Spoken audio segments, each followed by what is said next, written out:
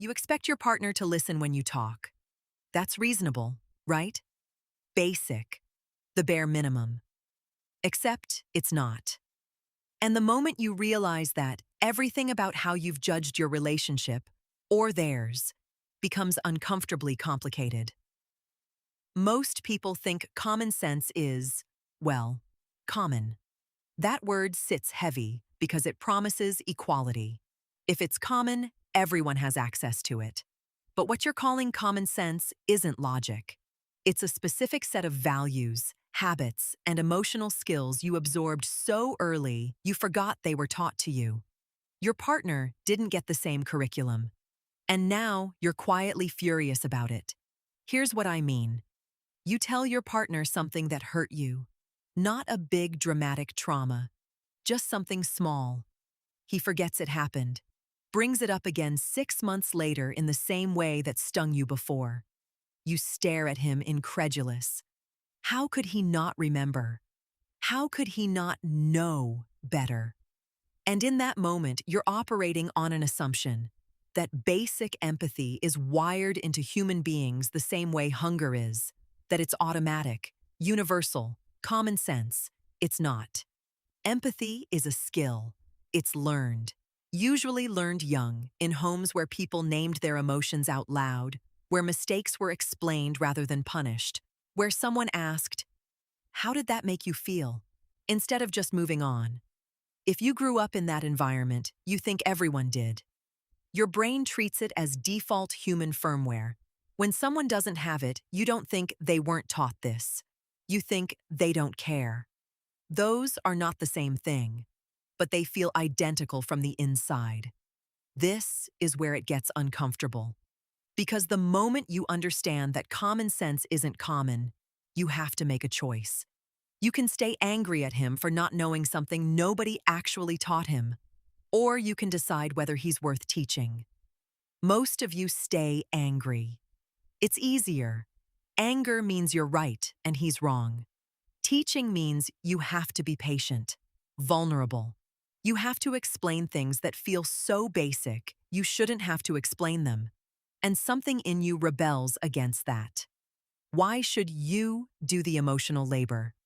But here's what nobody tells you. The women who stay in relationships that work aren't staying because their partners are naturally gifted at empathy. They're staying because they made peace with teaching. And they chose partners humble enough to learn. Let me give you a specific example, because abstraction is the death of truth. You're telling your partner about a conflict you had at work. A colleague undermined you in a meeting. You're hurt, embarrassed. When you finish the story, your partner says, "Well, did you push back?" Immediately, you feel unseen. He heard the facts, but not the feeling. The common sense move in your world would be to sit with your pain for a moment, to ask questions, to validate before problem solving. But he jumped straight to solutions. Why? Because in his family, the way you loved someone was by helping them fix things. His empathy looked like action. Yours looked like presence. Neither is wrong. Both feel like the other is missing something obvious. This is why so many brilliant women leave relationships saying, "He just didn't get me." He didn't. But maybe that's not a reason to leave. Maybe it's a starting point. But wait. There's another layer here. And this is where your moral compass gets tested. Sometimes, and I want you to sit with this, sometimes the person you're with isn't just unskilled. Sometimes they're refusing to skill up. There's a difference between "I didn't learn empathy" and "I know you need it and I've decided it's not my job to provide it." One is a gap. The other is a choice.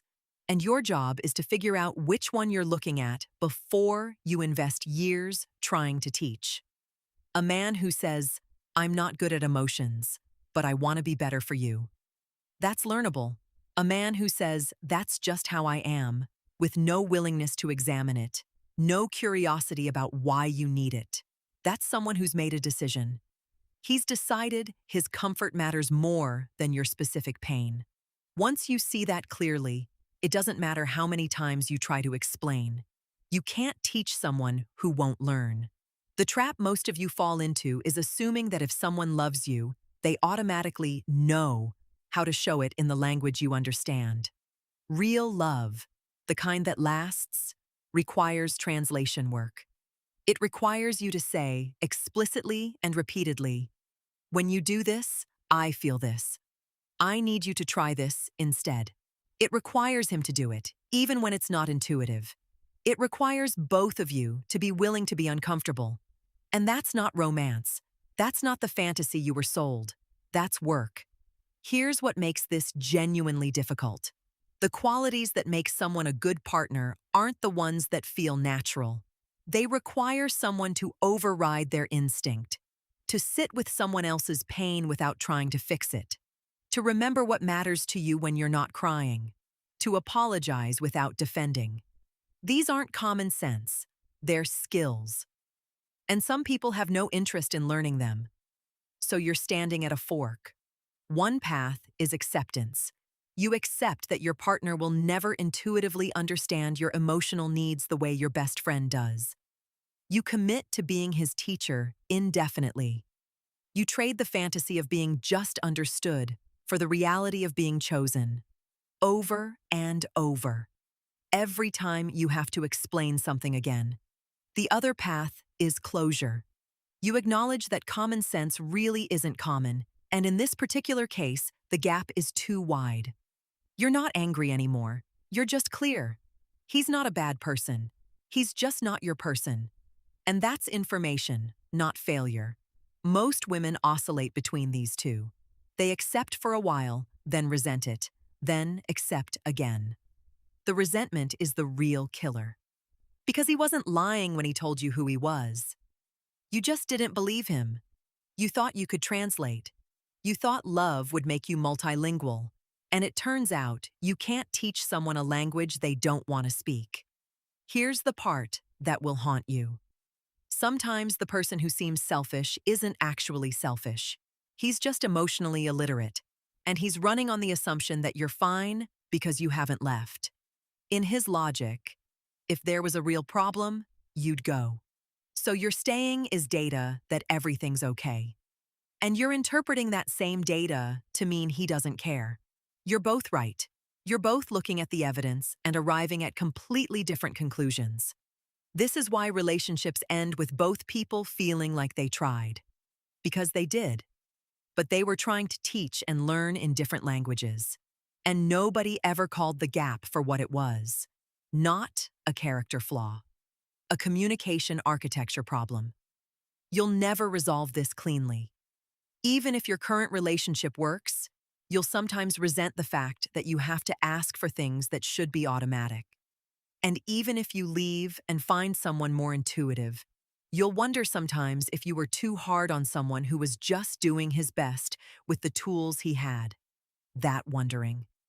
That's the real cost of understanding that common sense isn't common. You can't be angry anymore. You can only be honest about what you're willing to accept. The question isn't whether he loves you. It's whether he's willing to grow for you. Remember, connect with yourself and the people who matter. Reflect on your thoughts, choices, relationships, and experiences. Repeat the process until growth becomes a way of life.